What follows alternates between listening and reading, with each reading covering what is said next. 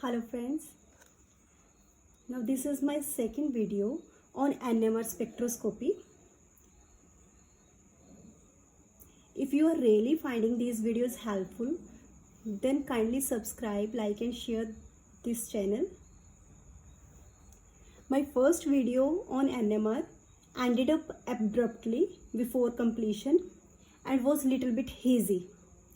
So I am discussing chemical shielding again in this video. So in this video, we are going to talk about chemical shielding and chemical shift. So first of all, we'll see what is chemical shielding. Now, proton in a molecule, if we have a molecule, it will have proton as well as electrons surrounding the protons. Okay, in a molecule there will be electrons also. So when we place a molecule in a magnetic field, we know that it spin states of proton split up into different energy levels. We have studied it in our first video. So what happens to electrons? Basically, when we place molecule in magnetic field, the electrons of molecule also start circulating under the influence of magnetic field. These electrons also start circulating in such a way that now electrons are negatively charged. So magnetic field has caused their movement, their circulation. Since these are charged, so their circulation will generate additional magnetic field. This will be magnetic field due to electrons. This is magnetic field due to electrons.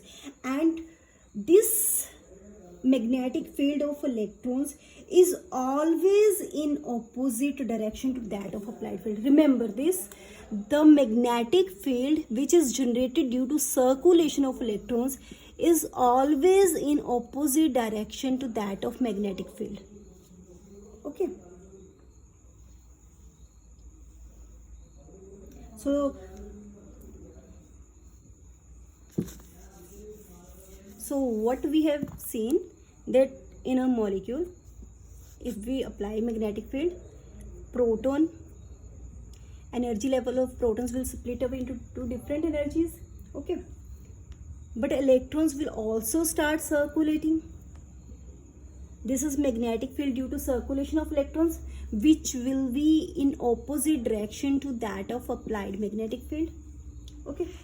So if this is my proton, then what happens? It should feel, if there are no electrons, it should feel magnetic field of this much amount. It should feel this much magnetic field which we have applied externally. Okay, but because the magnetic field of electrons is in opposite direction to that of applied magnetic field, so some of this field gets cancelled out by this magnetic field of electrons. So our proton will now feel less field because some is getting cancelled out. So we can say that our proton has been shielded by electrons. This is basically called chemical shielding. And this phenomena is called diamagnetic anisotropy.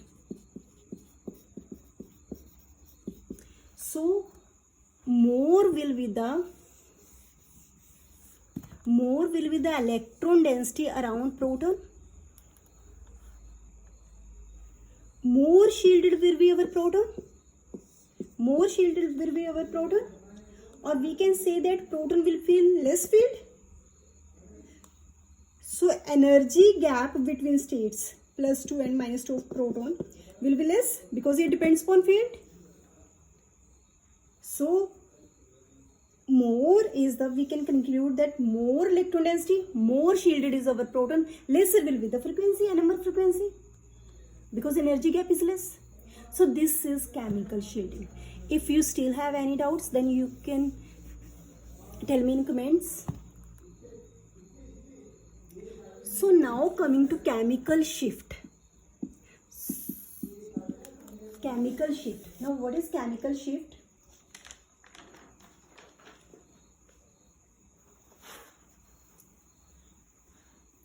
Now see what happens.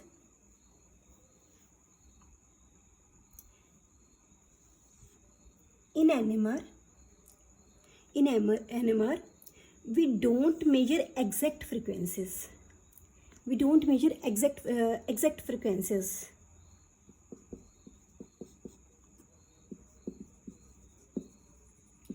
Rather, we measure frequency relative to some reference compound. We take some reference compound and we measure frequencies relative to this reference compound. Okay, why this is so? First of all, what happens? For example, if we take example of fluoromethane and chloromethane, these protons are in different environment in both the in different molecules. But what happens that the difference between these two protons is only 72 hertz. Is only 72 hertz when we apply magnetic field of 1.41 Tesla. We know that from previous video that when we apply magnetic field of 1.41 Tesla, operating frequency of instrument is 60 megahertz. So on 60 megahertz instrument, there is difference of only 72 hertz. Means we cannot distinguish these two protons. So we cannot measure exact values, exact frequencies. So to solve this problem, actually we don't need exact values. So we measure frequencies with respect to some reference compound. Okay. What I am saying that in NMR, we measure difference in frequency from a standard compound. Okay. So that standard compound is basically TMS, tetramethyl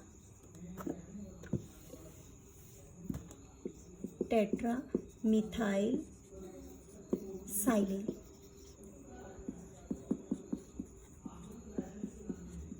So this is my TMS.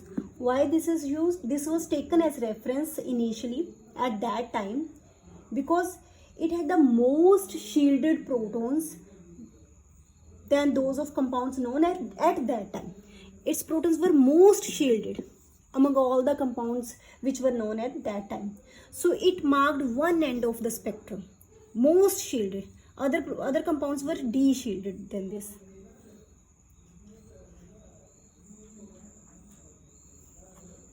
So till now we have seen that in NMR we measure frequency difference from TMS. Okay, we don't measure exact frequencies, we measure frequency difference from TMS. Shift from, or we can say shift from TMS. This is TMS, this will be my compounds proton. Okay, but now what happens? This shift will also depend upon the instrument used, because if we use 1.41 Tesla, frequency will be 60 megahertz, and if we use magnetic field of 2.35 Tesla, frequency will be 100 megahertz. So we know that difference depends upon the applied magnetic field. So depending upon the instrument, this gap will increase, frequency will increase, shift will increase. So we have to remember so many values for different protons on different instruments. This is very tedious, difficult and confusing task, in fact impossible types. So to overcome this problem, a new parameter was chosen which was independent of field strength. we know that frequency depends upon field strength, so we need a parameter which is independent of field strength, and that parameter is basically chemical shift. That parameter is called chemical shift. Okay, so what is chemical shift? It is represented by delta, and it is basically shift from TMS in hertz upon spectrometer, जो मैं instrument use कर रही हूँ, the instrument which I am using, spectrometer frequency in megahertz. So this is my chemical shift. This is parameter. If you take any NMR, so on abscissa on scale we have delta and its units are ppm. This is my chemical shift. Chemical shift on 1 and 0, we take 0 value for TMS, so other peaks will be shown like this, and this will represent shift from TMS, the difference between our peak of interest and TMS peak. This is called chemical shift. Okay, this difference. So this is independent of instrument used or magnetic field.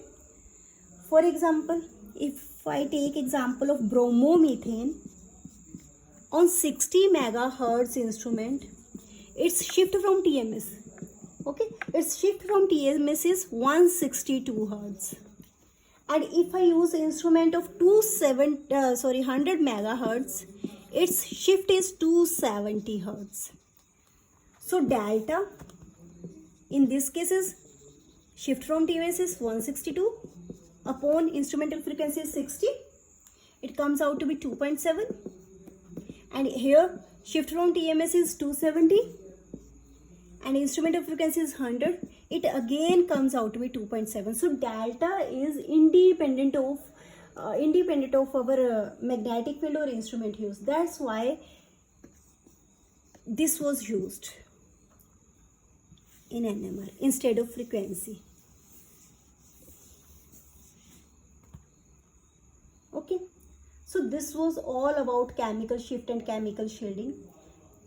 If you really found this video useful, then please subscribe my channel and click the bell icon. Thank you.